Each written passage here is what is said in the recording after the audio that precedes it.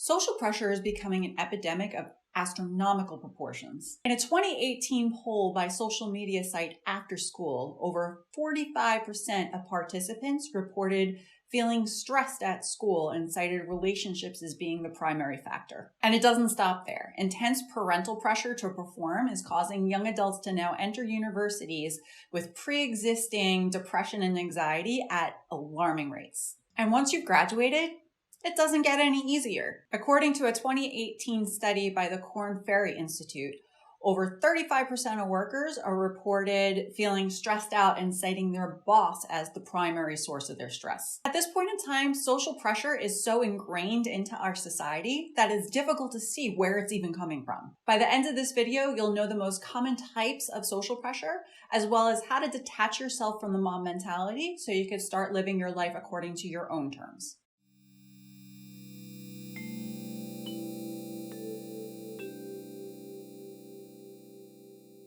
My name is Corey Logaitis, and I am a coach and motivational speaker who helps survivors find their purpose through leading emotionally fulfilling lives and businesses. As a self-proclaimed perfectionist, I for many years felt crushed under the expectations of those around me. Today, I'm going to be sharing some strategies that I learned to help me become easier on myself, as well as take some of that pressure off. But before we get started, does self-help content like this actually help motivate you?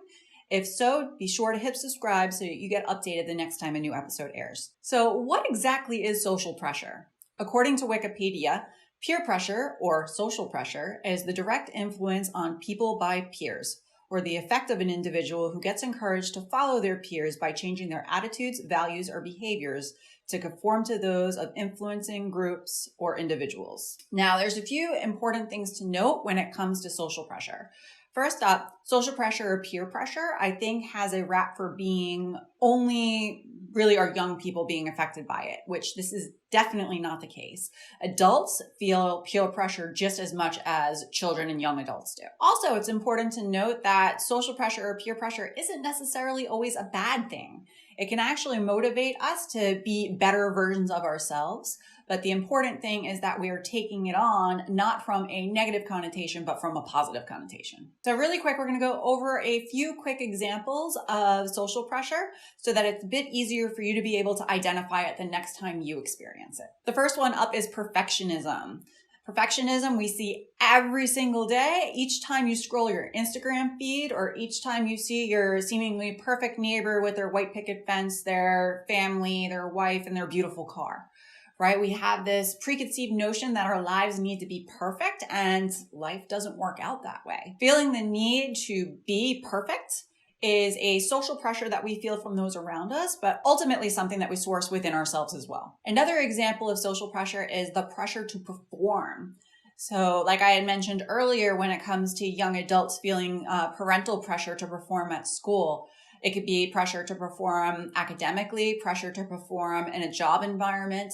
All types of performance pressure can definitely weigh down on somebody if you're not able to handle it in an efficient manner. Another type of social pressure is relationships. I get so many comments on a regular basis from followers who have family pressuring them to get married or to find a boyfriend or a girlfriend or to be in some kind of a relationship. These are all outside factors that can influence the way you think you need to be when it comes to a relationship. Cultural pressure is another type of social pressure. So depending on what the norm is for your individual culture, you may feel outside pressure if you decide to go against that norm. So a great example I hear all the time from my followers in India is when they are pressured to marry in an arranged marriage because culturally that's considered the norm. And lastly, the last type of pressure is the pressure to conform. So kind of similar to cultural pressure, it's your surrounding society and everybody around you, and you're expected to look, act, feel, and present yourself in a way that's the same as everybody else. So how exactly do you shield yourself from social pressure? I'll be sharing exactly how at the end of this episode, so definitely stick around to the end because you'll want to find out. So what exactly are the dangers of social pressure? Like I mentioned earlier, social pressure could either be a positive or a negative experience, and right now we're going to go through all the negatives that could happen. First up, it can increase your own self-destructive behavior. So if you're feeling pressure, for example, as a teen to drink or be promiscuous or to smoke, these are all self-destructive behaviors that are not necessarily a good influence on you for your own well-being. Social pressure can also decrease your self-esteem as well as increase mental health issues. So if you're feeling overwhelmed and not living up to the pressure of the standards by those around you, this can affect you negatively through anxiety, depression, stress, and all sorts of other things that are not good for your health. Social pressure could also increase your risk for isolation. By not feeling like you fit in with society or your culture around you, it's actually going to make you feel like you're more isolated and by yourself, that there's no one else out there like you because your views are so different than what's the standard norm. And lastly, and most severely, there's an increased risk of suicide and self-harm. For those who are under intense pressure, feel like they are never ever going to live up to everybody else's standards, and it's decreasing their self-esteem and decreasing their mental health, and overall they feel hopeless. There's a much higher probability that someone would even consider something like suicide, and that's a very, very serious risk. All right, so really quick, I'm going to go through some tips that are super simple that can help you shield yourself from social pressure starting today. First up, invest in your self-care. If you're not paying attention to what your specific needs are and what needs to happen in order to make you feel good, you're going to be of no good to those around you.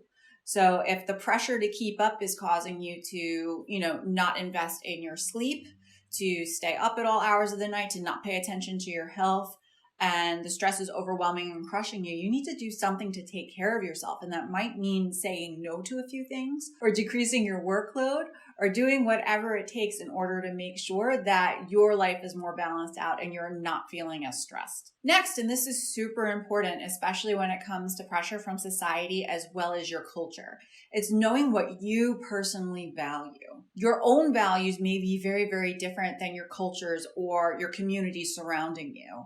Being very, very clear on what it is that you stand for and what you're all about is going to help you better stand up to them and be able to say no if you disagree with something else someone else says. Also, this is probably the most important one, I think, is knowing your own personal boundaries and being able to communicate them with other people.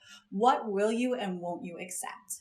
Just because you're feeling pressure to perform or pressure to act a certain way, you yourself are your own individual. You have the power to be able to say no. Think about it. What is the worst thing that's going to happen if you don't agree with somebody? They might get angry at you. They may not talk to you, but ultimately, is it worth your own mental health and your own stress to cater to somebody else in that manner? I know for me, it isn't. So definitely be very, very clear in what your personal boundaries are and what you will and won't accept.